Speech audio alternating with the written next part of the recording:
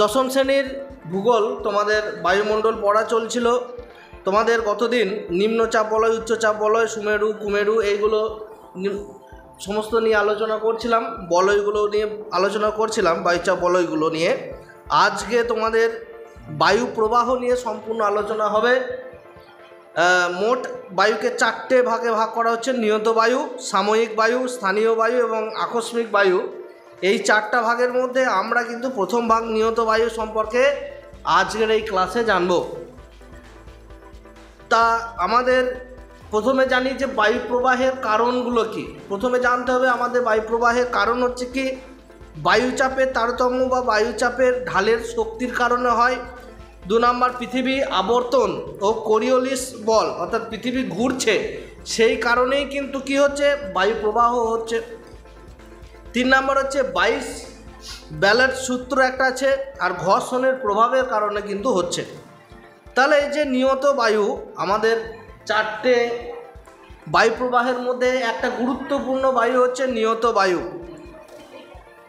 এবারে এখানে আমরা সংজ্ঞাটা কিন্তু জানবো। সেই সংজ্ঞাটা কি, যে বায়ু প্রবাহ সমূহ সারা বছর ধরে নিয়মিতভাবে নির্দিষ্ট পথে নির্দিষ্ট গতিতে ভূপৃষ্ঠে সমান্তরালে প্রবাহিত হয় তাকেই আমরা নিয়ত বায়ু প্রবাহ বলি। তাহলে নিয়ত বায়ু প্রবাহ, এখানে একটা জিনিস কি, নিয়ত বায়ু প্রবাহ কিন্তু সারা বছর ধরে নিয়মিত এবং নির্দিষ্ট পথে বয়ে যাবে, এবং সেটা কিন্তু কি সমান্তরাল, সমানভাবে কিন্তু বয়ে যাবে, সমানভাবে কিন্তু বয়ে যাবে। এইটা হচ্ছে এই নিয়ত বায়ুকে 3 রকমে ভাগ করি আমরা। কি কি? একটা হচ্ছে আয়ন বায়ু, একটা পশ্চিমা বায়ু, আর একটা হচ্ছে মেরু বায়ু। এইখানে আমরা তোমাদেরকে আগের ক্লাসে বলেছিলাম কোন কোন জায়গায় কোন কোন বায়ু প্রবাহিত হয়।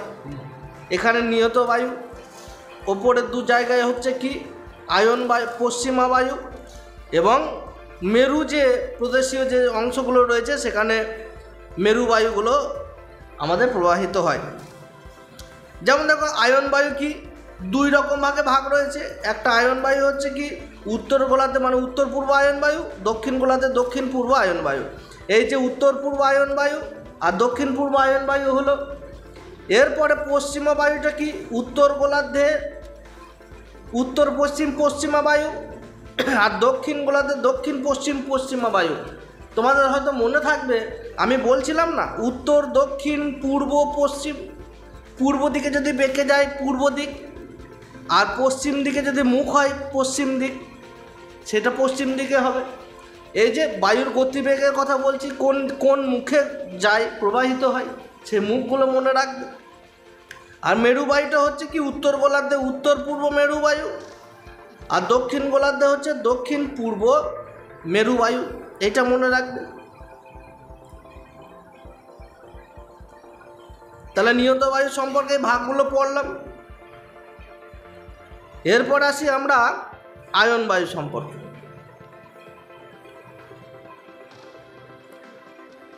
দেখো, আয়ন বায়ু সংজ্ঞাটা কি একটু দেখে নিই। কর্কটীয় এবং মকরীয় উচ্চচাপ অঞ্চল থেকে নিরক্ষীয় নিম্নচাপ অঞ্চলের দিকে সারা বছর ধরে নিয়মিত এবং নির্দিষ্ট পথে প্রবাহিত বায়ুকে আয়ন বায়ু বলা হয়। তাহলে মাঝখানে যদি আমাদের ধরো গোটা পৃথিবী হলো, মাঝখানে যে নিরক্ষরেখা থাকে, ওপর দিকে কর্কটীয়, নিচের দিকে মকরীয়, এই মকরীয় থেকে নিরক্ষরেখায় যাবে, আর উত্তরীয় কর্কটীয় থেকে নিচের মানে মাঝখানে সোজাসুজি নিরক্ষরেখায় যে বাতাস প্রবাহিত হচ্ছে সেটাই হচ্ছে আয়ন বায়ু। মানে কোনটা, ছবিতে আর একবার দেখাই। এই যে আয়ন বায়ু, এইখান থেকে মাঝে এটা তো 0 ডিগ্রি, এই জায়গাটা তো 0 ডিগ্রি, তাই তো? উত্তর থেকে যে বাতাসগুলো দেখো এই দিকে বেঁকে বেঁকে আসছে, এটা আয়ন বায়ু। এদিক থেকে যেটা যাচ্ছে এটাও আয়ন বায়ু, তাই তো? তাহলে উত্তর পূর্ব আয়ন বায়ু রয়েছে আর দক্ষিণ পূর্ব আয়ন বায়ু রয়েছে। এটা কর্কটীয় অঞ্চল থেকে কোথায়, নিরক্ষীয় নিম্নচাপ অঞ্চল আসছে, আর এখানে কি উচ্চচাপ অঞ্চল, মকরীয় উচ্চচাপ অঞ্চল থেকে নিরক্ষীয় নিম্নচাপ অঞ্চলের দিকে যে বাতাস বইছে, মানে উপর থেকে নিচেতে মাঝখানে আসছে আর নিচের থেকে ওপর দিকে যেটা যাচ্ছে, এটাই আয়ন বায়ু। বাস, একটা কি উত্তর পূর্ব আয়ন বায়ু আর একটা হচ্ছে দক্ষিণ পূর্ব আয়ন বায়ু। পূর্ব দিক কোনটা? এই দিকটা পূর্ব দিক, এই দিকটা পূর্ব দিক, এই দিকটা পশ্চিম দিক, এই দিকটা উত্তর দিক, এই দিকটা দক্ষিণ দিক। এবার মুখ যদি পূর্ব দিক ওই দিকে যায় বাতাস, এই দেখো না এই দিকে যাচ্ছে মুখগুলো, তাহলে এই দিকটা পূর্ব দিকে যাবে। তাহলে পূর্ব দিক কোন দিকের পূর্ব দিক? দক্ষিণ দিকে। এটা নিচের দিকটা তো দক্ষিণ দিক, তাহলে দক্ষিণ থেকে পূর্ব দিকে যাচ্ছে, ওই জন্য দক্ষিণ পূর্ব আয়ন বায়ু। আর ওপরে এটা উত্তর দিক, তাহলে উত্তর কোন দিকে আসছে বাতাস? পূর্ব দিকে, তাহলে উত্তর পূর্ব আয়ন বায়ু। একটা উত্তর পূর্ব আয়ন বায়ু, দক্ষিণ পূর্ব আয়ন বায়ু, পূর্ব দিকে।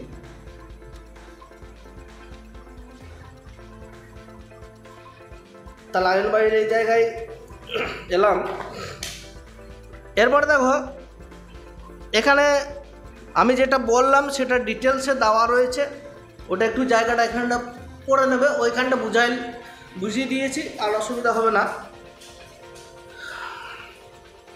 এখানে একটা জায়গায় রয়েছে দেখো, যে আয়ন বায়ুর গতিপথে মহাদেশের পশ্চিমে মরুভূমি দেখা যায় কেন? তাহলে আয়ন বায়ুর গতিপথ মানে গতিপথটা কোন দিকে? একটা দক্ষিণ থেকে পূর্ব দিকে, এই দিকে কোণে যাচ্ছে পূর্ব দিকে, আর ওই ওপর থেকে এই দিকে কোণে আসছে পূর্ব দিকে। তাহলে পশ্চিম দিক তো ফাঁকা, পশ্চিম দিকটা এই দিক তো ফাঁকা, এই দিকে যাচ্ছে সব বাতাসগুলো, এই নিচের দিকটা এই দিকে যাচ্ছে, ও ওপর থেকে এই দিকে আসছে, তাহলে এই দিকটা তো ফাঁকা হয়ে গেল।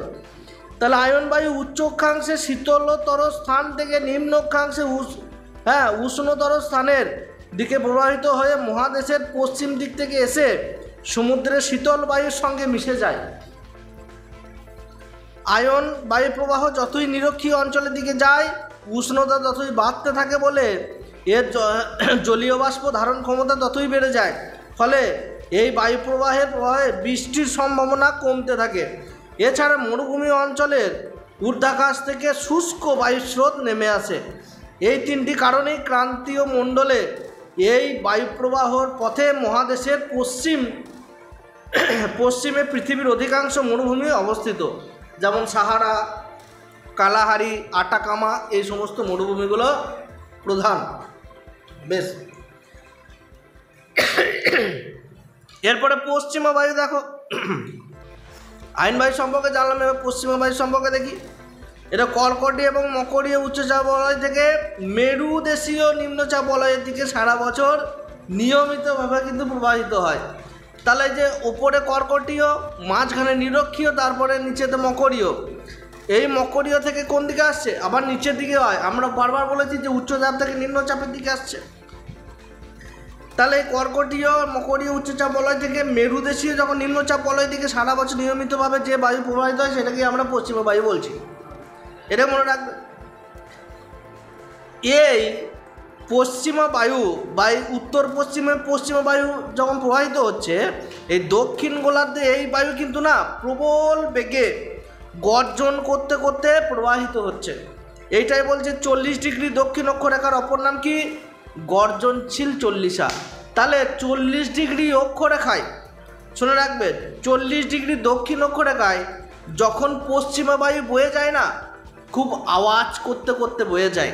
ওই জন্য আমরা সেই অক্ষাংশটাকে গর্জনশীল চল্লিশা বলছি। আর 50 ডিগ্রি যখন দক্ষিণ অক্ষরেখায় পৌঁছাচ্ছে সেই পশ্চিমা বায়ু, তখন প্রধানত 50, ওটাও আবার গতিবেগ প্রচুর থাকে। আবার 60 ডিগ্রি যখন দক্ষিণ অক্ষরেখা, তখন আবার তীক্ষ্ণ চিৎকারকারী 60 বলছে, আরও বাতাস কিন্তু প্রবল হয়ে যায় এই সময়, মানে বাতাসের গতিবেগ বেশি থাকে, চিৎকার করতে করতে যায়, মানে প্রবাহ এতটাই, ধাক্কা কোথাও লাগলো, বাতাসের সঁ একটা শব্দ থাকে, এই প্রবাহের একটা আওয়াজ পাওয়া যায়, বিভিন্ন অক্ষাংশে বিভিন্ন রকম বোঝা যায়। এরপরে লাস্ট হচ্ছে মেরুবায়ু।